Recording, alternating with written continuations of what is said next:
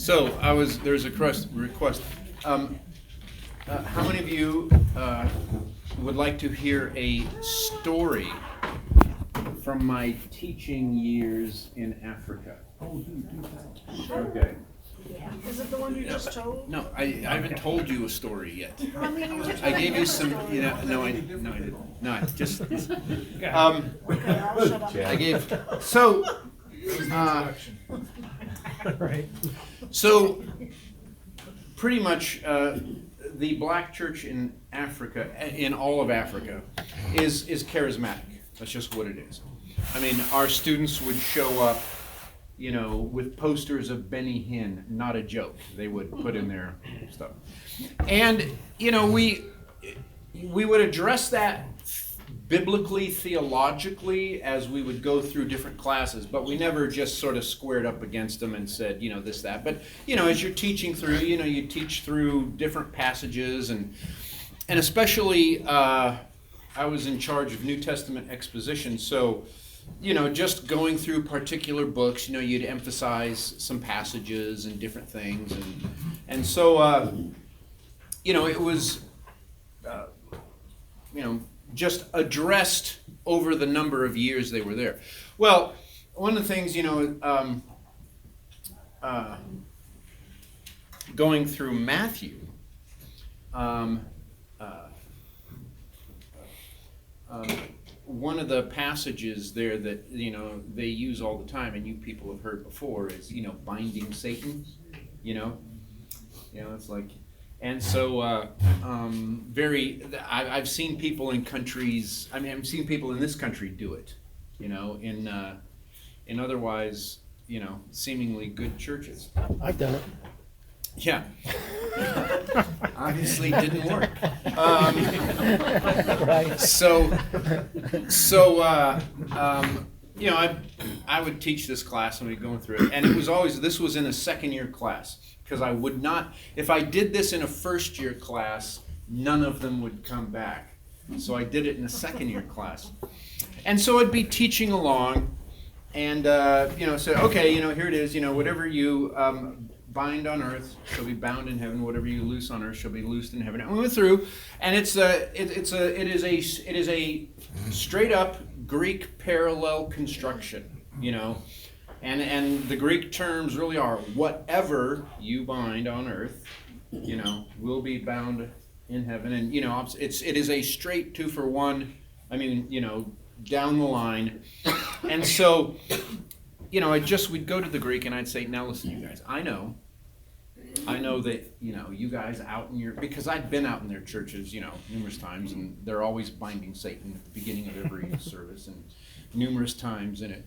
So, I said, I know what you guys do, and I said, now you guys know that we don't do that here, at our school, in our church, and I said, and you guys know where I come from, in the States, we don't do that. That's not a part of, and they go, yeah, we know. And I said, but I understand, I understand your motivation, and it's good motivation. You want to protect, the people in your church, because listen, I know there's the witch doctors are out there, and and I know they believe in all the different spirits and stuff, which is why African beds are always about 18 inches off the ground, because the tokolosh, the little household demons, are about 10 inches and they can't reach you as they run around the floor at night while you're asleep. So it's like, and I said, so I understand, and I agree with your motivation. I said, but it's, we don't do that here.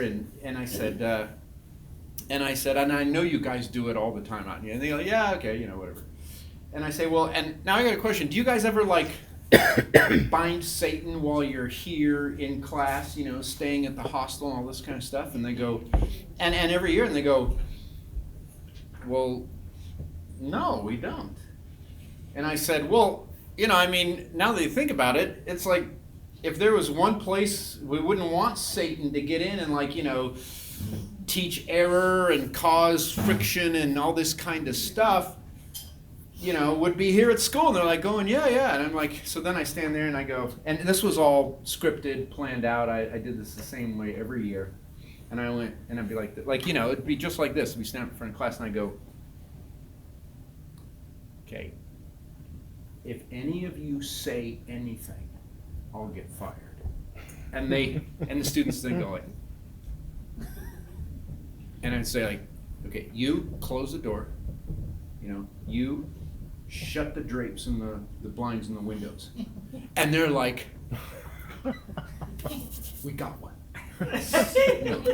Pastor Steve is going to do it. And so then I would have them coach me and tell me, like, how does this work and what are we supposed to, and I'm like, you guys, you have to swear you will not say a word, because if this gets out, I will lose my job.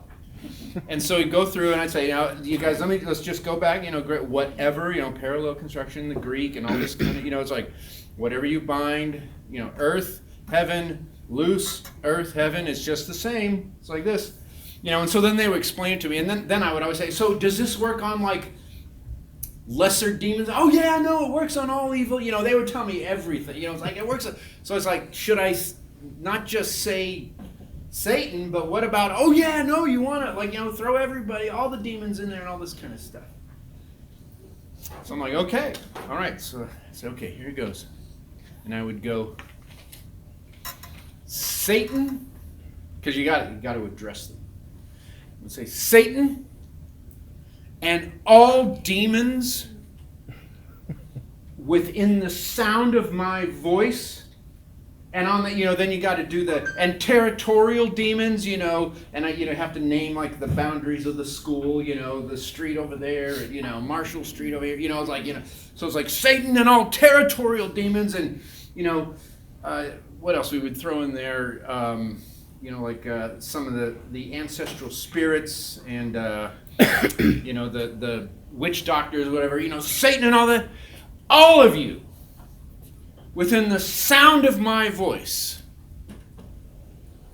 I now, in Jesus' name, loose you on every man in this room to do your worst. And they would be, I'm not kidding you, just like in a movie, like where there's a room and like there's that half second of silence, dead silence, and it was panic pandemonium.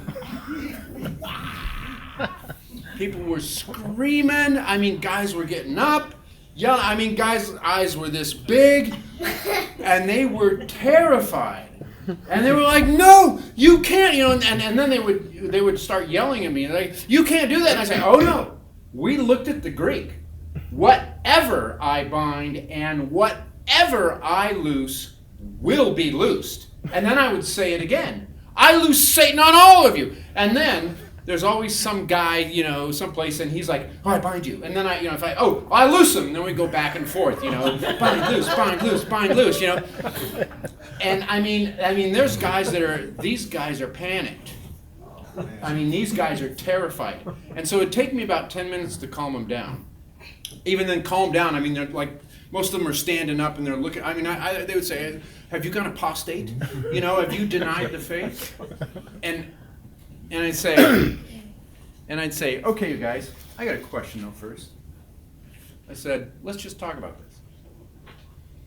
You guys have told me, and I've been to your churches, and I know it. You guys are binding Satan all the time, every day, and you guys tell me all the time about all the demonic activity that goes on out there in your churches and in the villages and the places you live."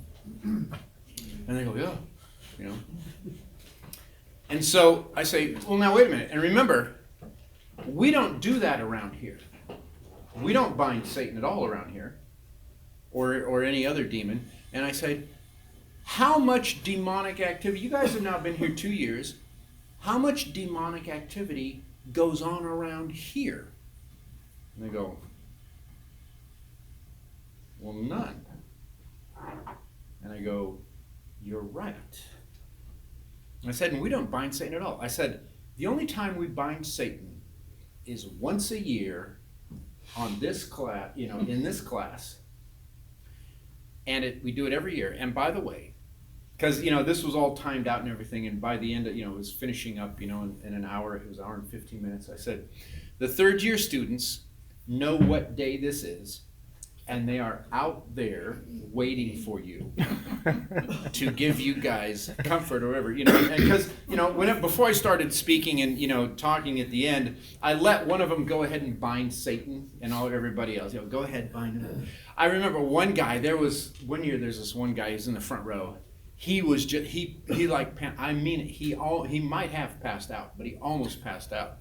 I mean, if he could have turned white, he would have. This guy was terrified, and so I let him that year. Like, go ahead and bind Satan, because I felt bad. And he's like, anyway, and I said, so the third year students are right outside that door, and they know what you guys have just gone through because they went through this a year ago, but they're still here. And I said, they're going to be up all night. I said, the rest of the faculty knows. I tell them every year that today's the day. And, so everybody knows what's going on. The people who are feeding you over at the hostel, they know what the day is. So, it's like, and I said, and the reason I do this is because in the African culture, nothing is true until it's been experienced. And so what I just did is I just gave them and explained to them, and after 2 years, they have an experience of this verse that now does not at all fit what they thought it meant. Because for 2 years they've been here at our school, and there's no demonic activity and we don't bind anybody. But at their homes and in their villages, they're binding Satan all the time, and there's nothing but demonic activity.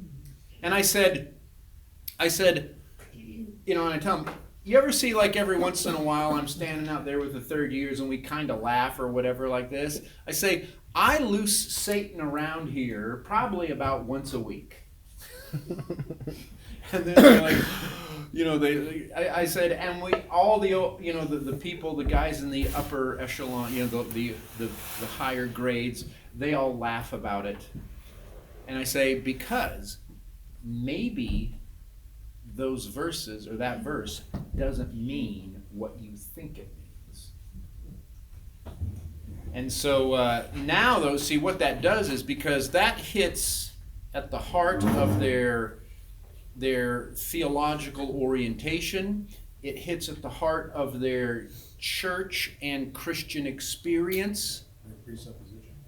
Exactly. And it just does not fit with everything that they've always been taught, or their perception of the Christian life and the spirit world and all that kind of stuff. And so, and then just to be mean, I do this. I tell them this, so the last thing, just before they go up there. And just remember, because literally they will be up all night long talking with the third years. I say, you guys, somebody's bound to Satan, right? And they go, yeah. Okay. And I said, just so you know, tonight, I am going to set my alarm. And sometime in the middle of the night, I am going to wake up and loose Satan on you again. And I tell you, they set up every year, there's a vigil. Every 5 or 10 minutes, one of them is binding Satan just to be safe from me loosing Satan on them again. So, but the thing is, no, now they were ready to hear about that verse, and it provided an opportunity now.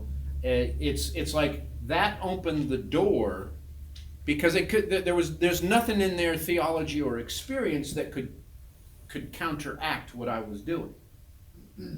And so it opened the door to a lot of other things that we could address.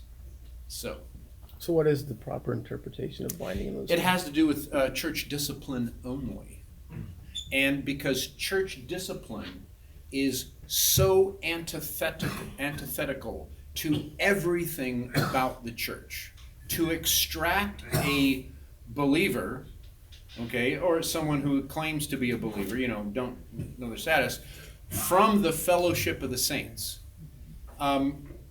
Most Americans don't understand the impact of that because church is take it or leave it to most Americans, which is not the way it is biblically and not the way it is still today in most of the world and has been the history of God's people on this planet. It is such a big deal that God is saying, if you do church discipline properly, that even something as terrible as taking a believer and forcibly removing them from the fellowship of the saints, God himself puts his approval on it. You bind loose. If you do this properly on earth, it's as if God himself is there putting his stamp of approval on it. Isn't this the same passage where it concludes with where two or three are gathered? Yeah, in my name? 2 or 3 are gathered together in my name also strictly only refers to Right. same thing, church discipline. That's the same thing with the same idea. There am I amongst them, because it is like I said, so antithetical to everything that the church is and church fellowship, but God permits it, that God is assuring the church that even something this drastic has his approval if, done in the right way for the right reason. You should teach at Randall if you're losing. Oh man, I would love to go down there and do that, man. I would love to. ORU and Raymond and all that stuff, that would be awesome. They'd probably beat the snot out of me.